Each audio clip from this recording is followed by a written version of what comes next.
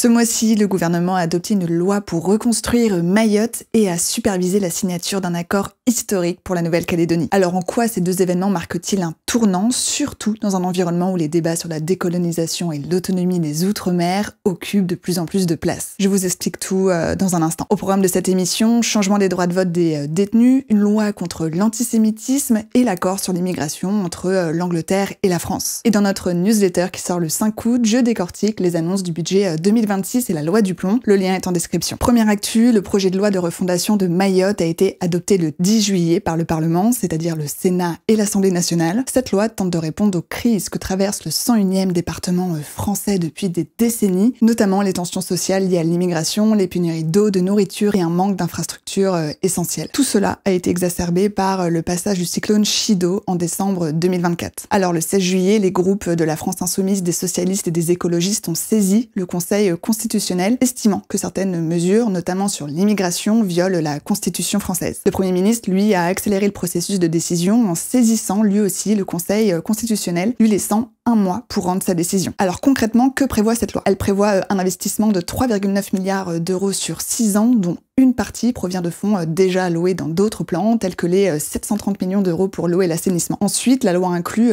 plusieurs mesures attendues par les Mahorais, comme la construction d'un nouvel hôpital, la suppression de l'article 19 qui prévoyait des procédures dérogatoires d'expropriation. Alors ces procédures, en fait, elles auraient permis à l'État de prendre possession de terrains privés pour construire des infrastructures dites nécessaires. Une autre mesure attendue par les Mahorais concerne la fin du titre de séjour territorialisé à partir du 1er janvier 2030. En fait, le titre de séjour territorialisé empêche les immigrés de quitter l'île pour l'Hexagone. Les autres mesures de la loi se concentrent sur plusieurs autres enjeux et il y en a beaucoup, alors je vous cite les plus importants. Du côté de l'immigration, la loi prévoit la création d'une zone d'attente en 2027 pour, et je cite, y maintenir les étrangers interceptés en mer et aussi des durcissements des conditions de séjour. Les mineurs étrangers et leurs parents pourraient être retenus en rétention dans des unités familiales. Ces durcissements des mesures, notamment à propos des conditions de séjour, trouvent une continuité dans un changement majeur concernant la nationalité française à Mayotte. En effet, une loi adoptée le 12 mai dernier modifie l'accès à la nationalité française pour les enfants nés de parents étrangers à Mayotte. Désormais, pour que les enfants accèdent à la nationalité française par le droit du sol, leurs parents devront avoir une ancienneté de séjour légale de moins 1 an en France contre 3 mois auparavant. Cette restriction, elle renforce la distinction entre Mayotte et la métropole et soulève des interrogations sur l'égalité de traitement entre Mayotte et les autres départements français. La loi prévoit aussi des mesures sur la sécurité avec la création de centres éducatifs pour mineurs condamnés et un deuxième centre pénitentiaire. En matière de logement, elle permet l'évacuation des logements informels et des bidonvilles sans obligation de relogement immédiat jusqu'à fin 2034. L'accès à l'eau et la souveraineté alimentaire sont également au programme avec des usines de dessalement, des forages et un soutien à l'agriculture locale. La loi prévoit aussi une convergence sociale pour rattraper le retard sur la métropole avec des augmentations progressives du SMIC et certaines des prestations sociales à partir de 2026. L'éducation sera aussi réformée avec l'objectif de garantir une scolarité stable d'ici 2031 et d'améliorer la restauration scolaire. Alors, quelles sont les réactions? Eh bien, certaines organisations comme Human Rights Watch et la CIMAD estiment que cette loi contredit l'engagement de la France à respecter l'égalité devant la loi et à ne pas discriminer en fonction de la nationalité ou encore du statut migratoire. Ces principes, ils sont inscrits dans la Déclaration des droits de l'homme et du citoyen de 1789, la Convention européenne des droits de l'homme ainsi que la Convention de Genève sur les réfugiés. Du côté des Mahorais, les avis sont partagés. Certains et certaines se réjouissent des mesures concrètes pour améliorer le quotidien, tandis que d'autres s'inquiètent des restrictions migratoires et de l'évacuation des bidonvilles sans relogement immédiat. En effet, cette mesure pourrait aggraver les tensions sociales déjà bien ancrées à Mayotte. Les employeurs locaux, quant à eux, craignent que l'augmentation des salaires ne pèse sur une économie déjà fragile. Deuxième rubrique, direction la Nouvelle-Calédonie. Avant tout, il faut comprendre que l'archipel est profondément divisé entre deux camps. D'un côté, les Kanaks, peuple autochtone, majoritairement indépendantiste, souhaitant l'indépendance de la Nouvelle-Calédonie vis-à-vis de la France, et de l'autre côté, les Caldoches, descendants des colons qui sont pour le maintien du territoire au sein de la France. En fait, en 2024, les tensions sont montées d'un cran après la proposition du gouvernement de modifier le gel du corps électoral, une réforme qui a été abandonnée en octobre 2024. Actuellement, seules les personnes résidant en Nouvelle-Calédonie avant 1998 ainsi que leurs descendants peuvent voter aux élections locales. Le projet du dégel du corps électoral a soulevé de fortes inquiétudes chez les Kanaks qui craignent en fait pour leur représentation. Cela a provoqué des émeutes à partir du mois de mai 2024. entraînant la disparition de 14 personnes selon les chiffres officiels et causant plus de 2 milliards d'euros de dégâts. Si vous voulez approfondir ce sujet, je l'ai pas mal contextualisé dans les actus du mois de mai, je vous mets le lien en description. Alors, face à cette situation, les forces politiques calédoniennes ont entamé des négociations encadrées par le ministre des Outre-mer Manuel Valls.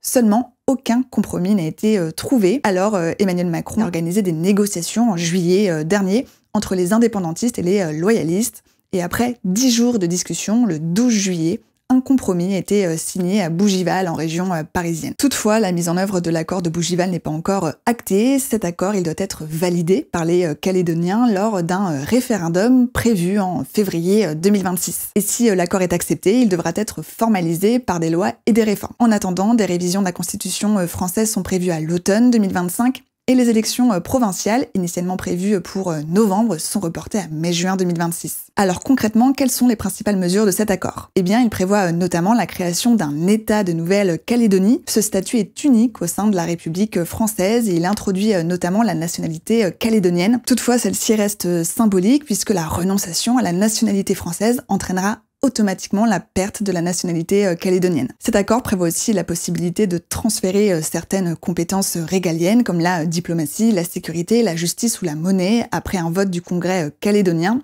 à la majorité des 3/5. Ensuite, la Nouvelle-Calédonie pourrait exercer des compétences pleines en relations internationales, sauf pour la défense et la sécurité qui resteront sous contrôle français. Elle devra, et je cite, respecter les engagements internationaux et les intérêts de la France. Enfin, le texte prévoit une révision du corps électoral en ajoutant 12 000 personnes supplémentaires à la liste des électeurs et électrices, ce qui pourrait redistribuer les équilibres politiques sur l'île. Et qu'en pensent les élus? Eh bien, en Nouvelle-Calédonie, le Sénat coutumier, qui représente le peuple kanak, a exprimé son mécontentement. D'autres soutiennent l'accord, côté loyaliste, le parti Calédonie Ensemble, et aussi l'Union progressiste en Mélanésie défendent le compromis. En métropole, le Parti socialiste, le Modem et Renaissance ainsi que le gouvernement saluent ce compromis. Le Rassemblement national, quant à lui, critique l'accord. Troisième rubrique, côté citoyenneté, l'attention se tourne vers l'enfance. Le 20 juin dernier, une nouvelle convention citoyenne centrée sur les temps de l'enfant a débuté à Paris. Au total, ce sont 130 citoyens et citoyennes tirés au sort qui ont pour mission de répondre à une question: comment mieux structurer les différents temps de la vie quotidienne des enfants âgés de 3 à 18 ans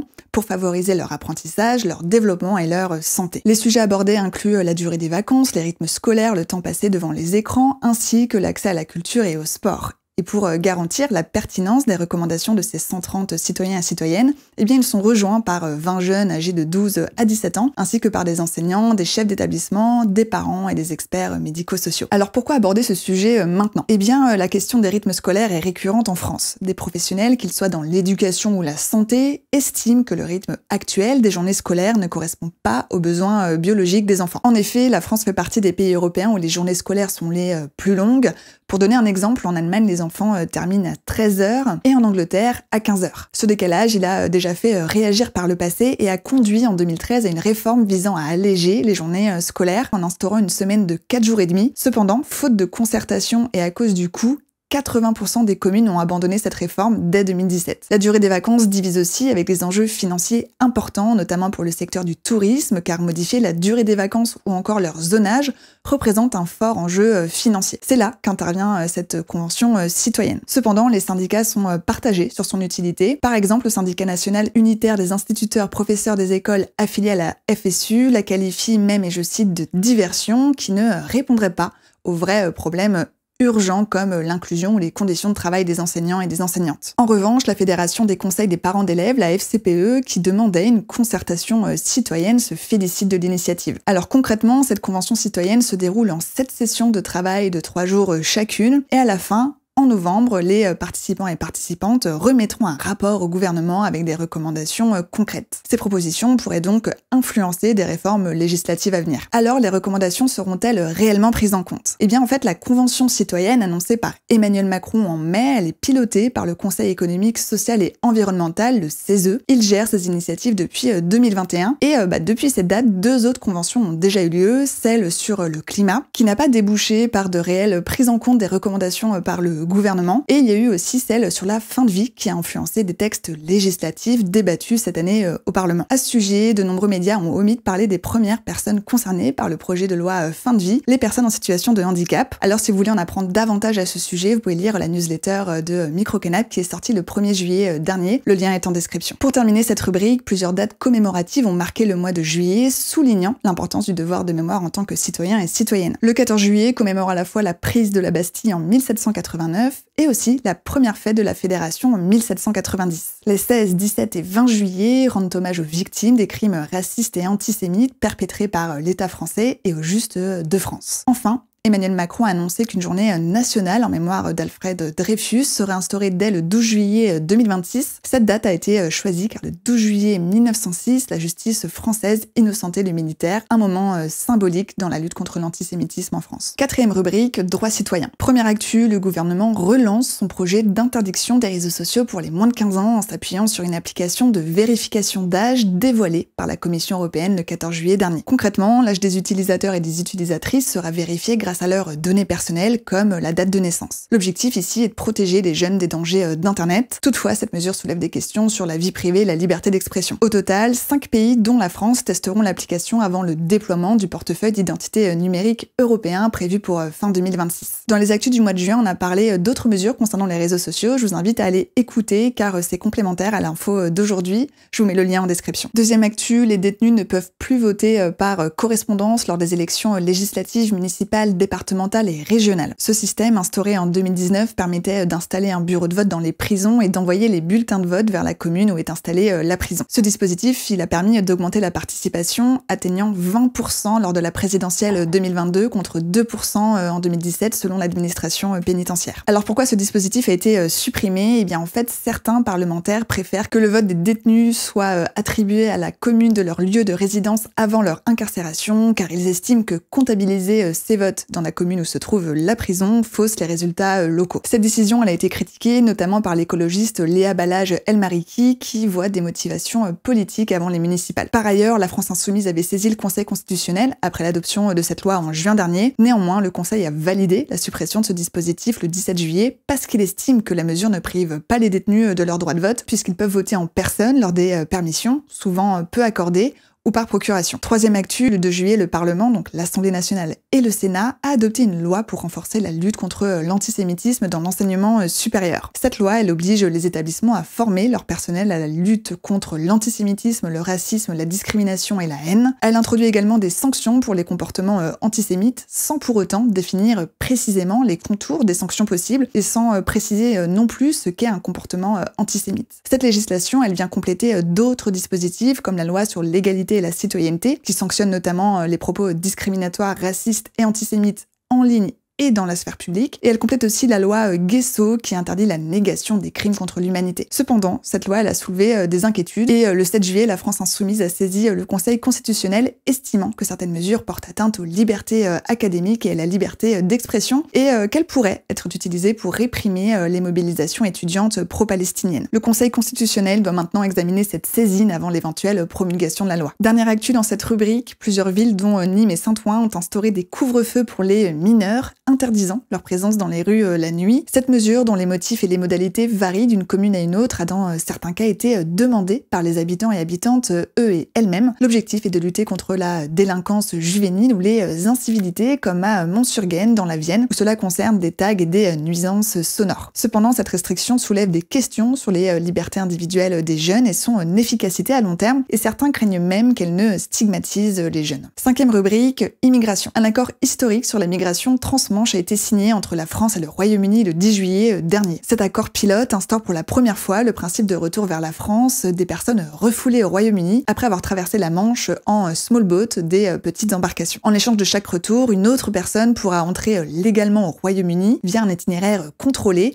à condition qu'elle justifie des liens avec le pays et qu'elle exprime son souhait de s'y installer sur une plateforme dédiée. Seuls les individus n'ayant pas tenté d'entrer illégalement seront éligibles pour cet échange. Et d'ailleurs, le nombre de personnes concernées devrait s'établir aux alentours de 50 personnes par semaine. Déjà, en février, la France et le Royaume-Uni avaient prolongé leur traité de 2003 sur l'immigration clandestine. Ce traité inclut un financement britannique pour les contrôles menés en France. Ce dispositif, il a permis de réduire les tentatives d'intrusion à la frontière terrestre. Par contre, il a conduit à une forte augmentation des traversées de la Manche. Depuis début 2025, 19 982 migrants et migrantes sont arrivés au Royaume-Uni, une hausse de presque 50% par rapport à l'année précédente. Cette situation, elle a également entraîné une forte augmentation des décès, avec 78 disparitions en 2024 contre 17 en 2017 selon Statista. Sixième rubrique, politique. Le 10 juillet, l'Assemblée nationale a adopté une réforme importante concernant les municipales de 2026 à Paris, Lyon et Marseille. Désormais, les électeurs et électrices devront voter 2 fois le même jour. Une première fois pour élire les conseillères et conseillers d'arrondissement ou de secteur, puis une seconde fois pour élire directement les conseillers municipaux. Pour info, ce sont ensuite les conseillers et conseillères municipales qui élisent le ou la maire. Et pour info, avant cette réforme, les électeurs et les électrices élisaient uniquement les conseillers d'arrondissement ou de secteur, et c'était les conseillers d'arrondissement ou de secteur qui désignaient les conseillers municipaux, qui ensuite élisaient le ou la maire. Autre changement, la prime majoritaire qui permettait à la liste arrivée en tête d'obtenir une majorité sera réduite de 50% à 25% afin d'assurer une meilleure représentation des partis. De plus, une conférence des maires sera créée pour améliorer la coordination entre la mairie centrale et les mairies d'arrondissement. Cependant, à Lyon, cette réforme soulève un défi supplémentaire. En fait, les habitants et les habitantes vont devoir voter 3 fois le même jour, une fois pour la mairie d'arrondissement, une fois pour la mairie centrale et une fois pour la métropole de Lyon. La proposition de loi a été soutenue par des députés du Rassemblement national, de la France insoumise et l'Union des droites pour la République. Cependant, le texte a été saisi par plus de 60 députés des groupes socialistes et écologistes et par plus de 120 sénateurs et sénatrices des groupes Les Républicains et de gauche. Ils et elles ont demandé au Conseil constitutionnel de vérifier sa conformité avant que le texte de loi ne soit promulgué. Septième et dernière rubrique, et cela concerne les droits de douane. Le 27 juillet, un accord douanier a été trouvé entre le président américain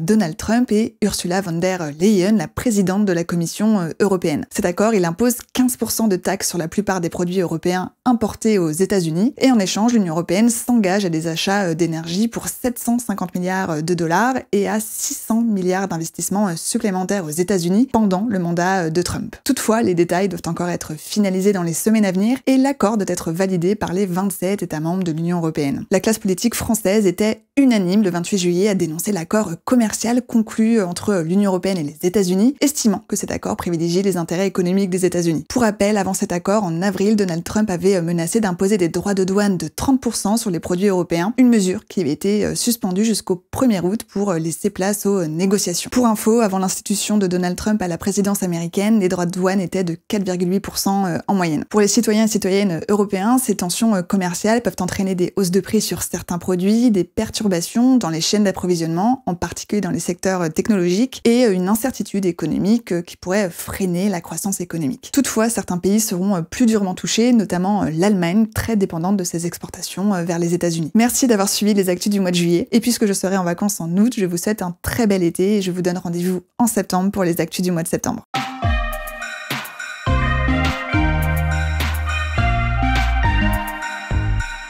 Micro-canap!